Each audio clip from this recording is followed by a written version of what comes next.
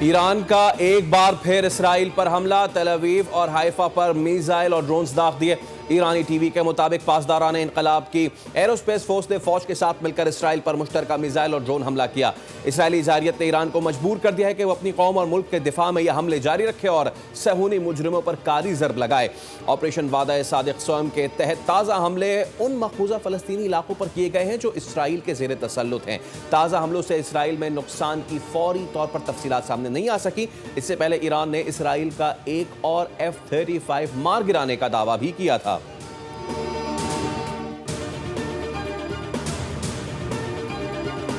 اسرائیلی حملوں میں ساتھ دینے والے نتائج کا سامنا کرنے کے لیے تیار رہیں۔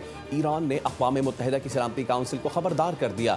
کہا اسرائیل کا ساتھ دینے والے بھی قانونی طور پر ان حملوں کے ذمہ دار ہوں گے۔ اقوام متحدہ میں ایران کے مستقل مندوب امیر سعید ایروانی نے سلامتی کونسل کو بھیجے گئے خط میں آگاہ کیا ہے کہ ایران حق دفاع میں متناسب دفاعی آپشنز انجام دے رہا ہے جن کا مقصد فوجی اہداف اور اس سے منسلک انفراسٹرکچر کو نشانہ بنانا ہے۔ امیر سعید کا کہنا ہے کہ امریکی ہتھیاروں، خفیہ معلومات اور سیاسی حمایت کے بغیر اسرائیل کسی صورت ایران پر حملہ نہیں کر سکتا تھا۔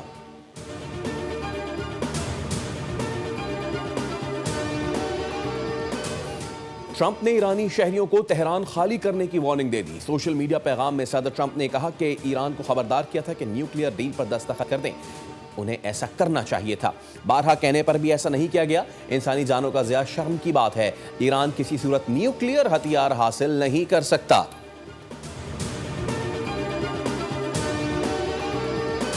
اور پاکستان کا نفرت انگیز تقاریر کے خلاف اقوام متحدہ سے عملی اقدام کا مطالبہ۔ اقوام متحدہ میں پاکستانی مندوب عاصم افتخار کا اجلاس سے خطاب۔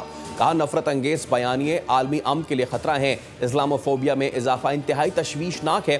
نفرت مذہبی ہو یا نسلی، صنفی ہو یا قومی، روکنا ناگزیر ہے۔ ڈیجیٹل پلیٹ فارمز نفرت پھیلانے کا ذریعہ بن چکے ہیں۔ اسلاموفوبیا کے خلاف UN کے خصوصی ایلچی کی تقرری کا خیر مقدم کرتے ہیں۔